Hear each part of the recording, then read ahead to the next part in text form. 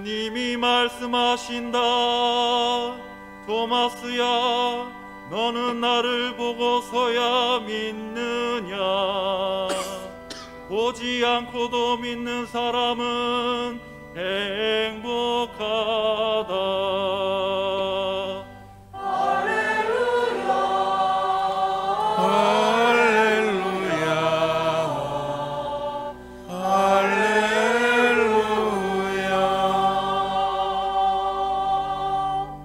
주님께서 여러분과 함께 요한이 전한 거룩한 복음입니다. 그날 곧 주간 첫날 저녁이 되자 제자들은 유다인들이 두려워 문을 모두 잠가놓고 있었다. 그런데 예수님께서 오시어 가운데 서시며 평화가 너희와 함께 하고 그들에게 말씀하셨다. 이렇게 말씀하시고 나서 당신의 두 손과 옆구리를 그들에게 보여주셨다. 제자들은 주님을 뵙고 기뻐하였다. 예수님께서 다시 그들에게 이르셨다. 평화가 너희와 함께. 아버지께서 나를 보내신 것처럼 나도 너희를 보낸다. 이렇게 이르시고 나서 그들에게 숨을 불어넣으며 말씀하셨다. 성령을 받아라. 너희가 누구의 죄든지 용서해 주면 그가 용서를 받을 것이고 그대로 두면 그대로 남아있을 것이다. 12 제자 가운데 하나로서 쌍둥이라고 불리는 토마스는 예수님께서 오셨을 때 그들과 함께 있지 않았다. 그래서 다른 제자들이 그에게 우리는 주님을 배웠소 하고 말하였다. 그러나 토마스는 그들에게 나는 그분의 손에 있는 못자국을 직접 보고 그 못자국에 내 손가락을 넣어보고 또 그분 옆구리에 내 손을 넣어보지 않고는 결코 믿지 못하겠소 하고 말하였다. 여들의 뒤에 제자들이 다시 집안에 모여 있었는데 토마스도 그들과 함께 있었다. 문이 다 잠겨 있었는데도 예수님께서 오시어 가운데 서시며 평화가 너희와 함께 하고 말씀하셨다. 그러고 나서 토마스에게 이르셨다. 내 손가락을 여기 대보고 내 손을 보아라. 내 손을 뻗어 내 옆구리에 넣어 보아라. 그리고 의심을 버리고 믿으라. 토마스가 예수님께 대답하였다. 저의 주님, 저의 하느님. 그러자 예수님께서 토마스에게 말씀하셨다. 너는 나를 보고서야 믿느냐? 보지 않고도 믿는 사람은 행복하다. 예수님께서는 이 책에 기록되지 않은 다른 많은 표징도 제자들 앞에서 일으키셨다. 이것들을 기록한 목적은 예수님께서 메시아이시며 하느님의 아드님이심을 여러분이 믿고 또 그렇게 믿어서 그분의 이름으로 생명을 얻게 하려는 것이다. 주님의 말씀입니다. 참 예수님, 한 주간 동안 안녕히들 지내셨습니까? 오늘은 부활 제2주일이며 하느님 자비주일입니다. 2000년 부활 제2주일에 요한 바오로 2세 교황님께서는 파우스티나 수녀님을 성인 품에 올리셨습니다. 그리고 2001년부터 하느님 자비주일을 지내도록 하고 있는 것이죠. 예수님 자비상이 바로 이 파우스티나 성녀에게 현시로 예수님께서 보여주신 모습입니다.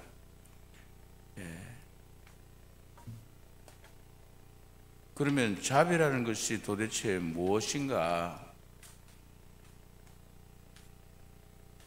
우물가 옆에 어린아이가, 철 모르는 어린아이가 빠지려고 하고 있습니다.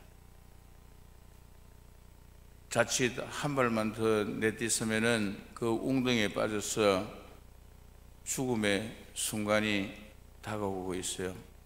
이럴 때쯤이면은 그걸 쳐다본 사람이면은 착한 사람이든지 약한 사람이든지 누구나가 달려가서 그 아이를 죽음의 위험에서부터 건져주는 이것이 책은지심이고 이것이 자비입니다. 하느님께서는 우리 인간이 죄를 지음으로 인해서 죽을 운명에 놓여 있은 것입니다. 먼저 아담과 에바가 범죄를 함으로써 선과 악을 아는 나무 열매를 따먹는 날 너희들은 반드시 죽는다 했는데 그것을 따먹으면은 눈이 밝아져서 하느님처럼 될 줄 알고 하느님이 시기 질투해서 그러니 따먹어라 결국 여자가 먼저 따먹고 남편에게도 그 열매를 먹음으로 인해서 우리 인간에게 죽음이 오게 된 것이죠. 그런데 하느님께서는 죽을 운명에 어둠에 갇혀 살고 있는 이 인간들에게 내 몰라라 하지 않으시고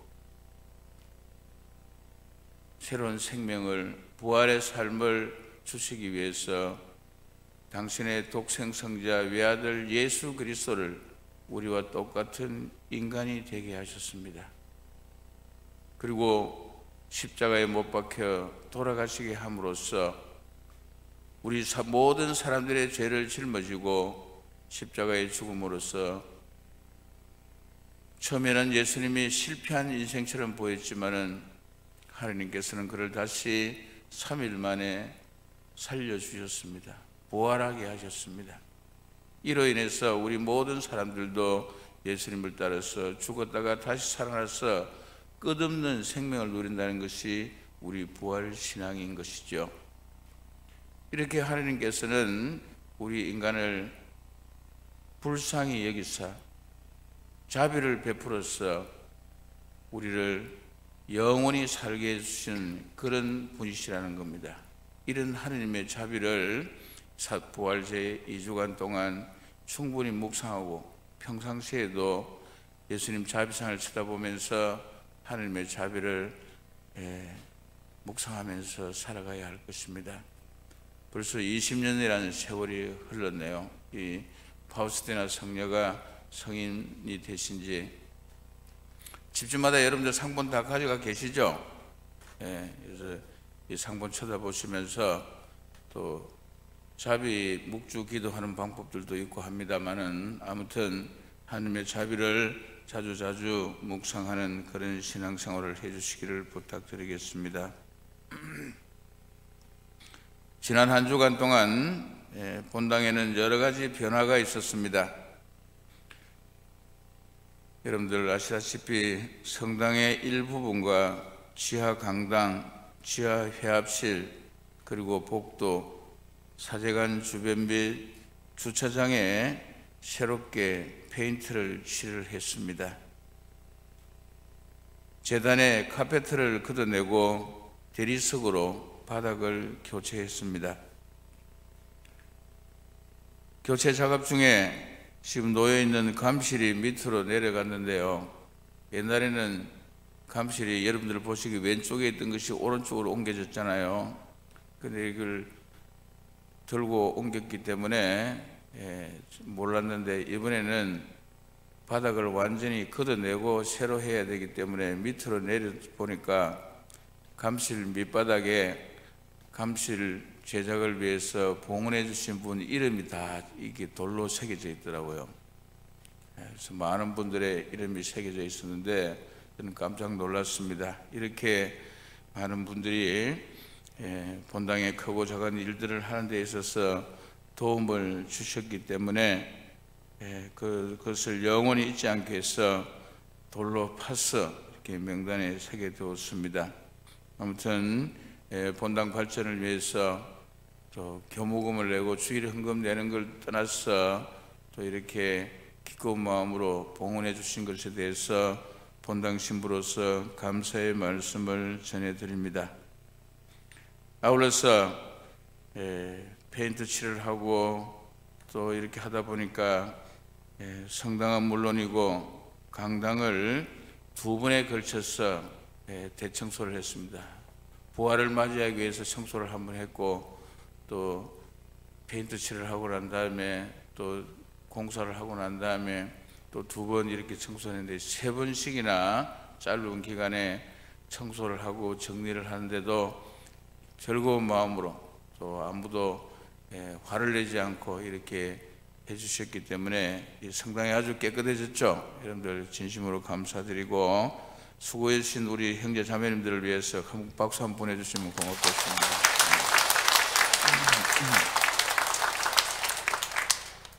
지난 주간 공사 때문에 월요일부터 수요일까지 휴가를 하기로 했습니다마는, 저는 지난 주간에 월요일과 금요일에 2번에 걸쳐 다른 성당에 장례 미사를 다녀왔습니다.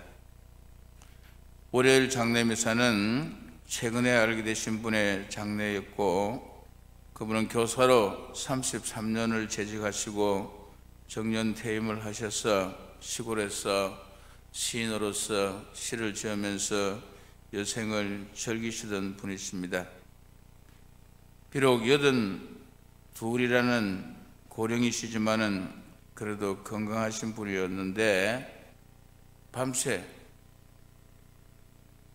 하나님 품으로 가셨습니다.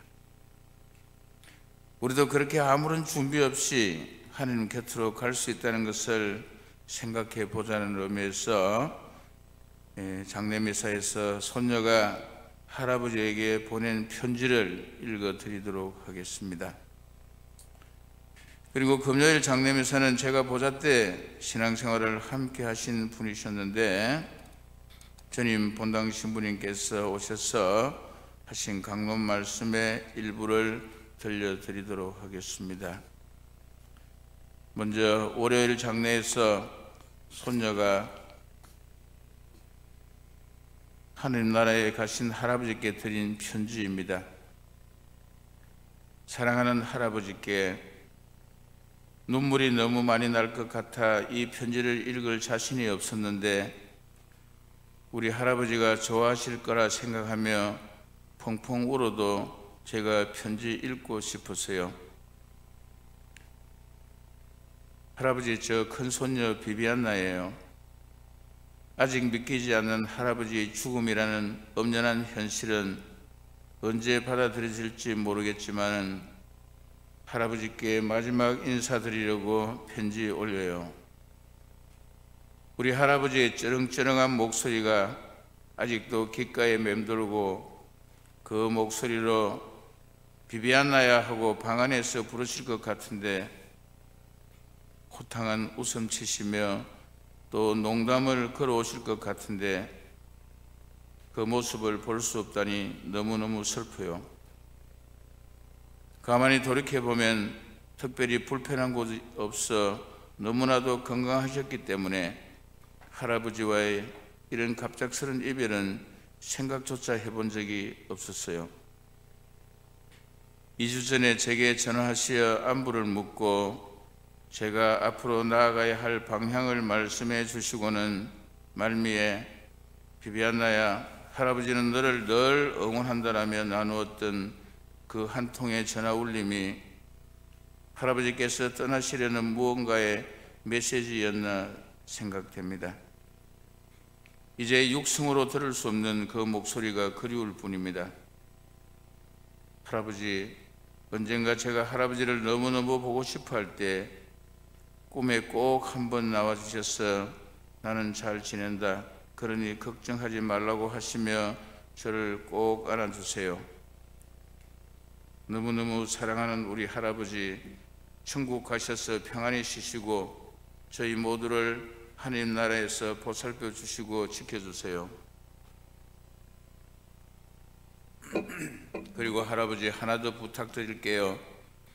사랑하는 우리 할머니, 건강하게 남은 가족들과 함께 할아버지와 못다 나눈 행복을 누리며 가실 수 있게 할머니의 수호천사가 되어주세요. 할아버지 존경하고 감사했습니다. 사랑합니다. 마지막으로 할아버지께서 생전에 쓰신 시 한 편 낭송하며 편지 마치겠습니다. 2020년 8월 30일 쓰신 시인데요. 갑자기 쏟아지는 빗방울이 꽃잎에 앉는 모습을 보면서 쓰신 시입니다. 그리움이 빗물 머금은 꽃잎 편지가 되다. 죽파 차연석. 그리움이 가슴을 두드리면 빗물 머금은 꽃잎을 보아라. 너는 너무 슬퍼하지 마라. 살아있으니 흘리는 눈물인 것을, 삶도 사랑도 모두가 스치다 보면 바람에 비에 젖는 것을,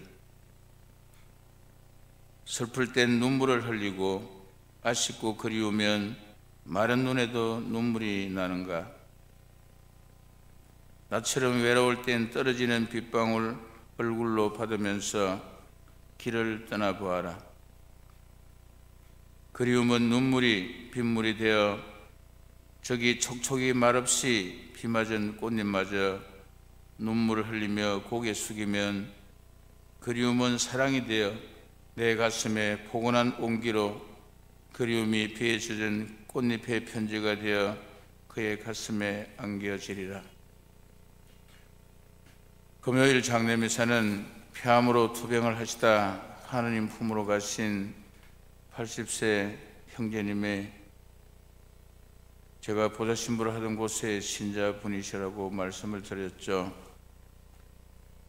돌아가실 때까지 이렇게 아픈 몸으로 내주 단원으로서 활동을 하셨고 한결같은 신앙생활을 하셨기 때문에 내지오 장으로 장례미사가 진행되었는데 고인보다 연세가 더 많으신 전임 신부님께서 하신 강론중의 일부를 소개해 드리고자 합니다. 시몬 형제, 육신의 나이로 따지면 내가 그 자리에 있고 당신이 나를 위해서 기도해야 할 것인데 제가 당신을 한마디로 사람들에게 소개하자면 위타적인 삶을 사시다 가신 분이라고 말씀드리고 싶습니다. 시몬 형제는 자신보다는 늘 남을 먼저 생각하며 사셨다는 것이지요. 그래서 언제나 시몬 형제가 있는 곳은 항상 웃음꽃이 피었답니다. 모두를 하나하나 잘 챙겨주셨기 때문이지요. 제가 생각하기에 자신이 있음으로 인해 주변에 늘 기쁨과 평화가 있다면 그는 좋은 신앙인입니다.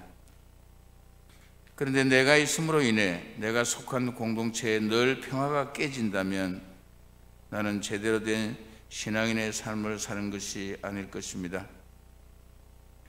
시몬 형제는 늘 우리에게 기쁨과 평화를 선사하셨던 좋은 신앙인이라고 전임 신부님께서는 이 형제님을 회고해 주셨습니다.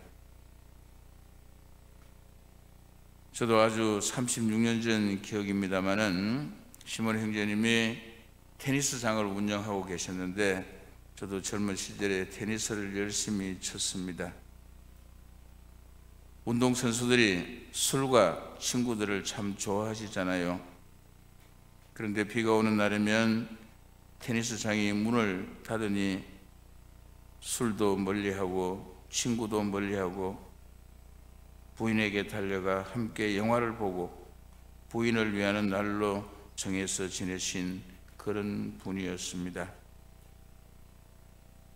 형제자매 여러분, 우리는 지금 부활 시기를 지내고 있습니다.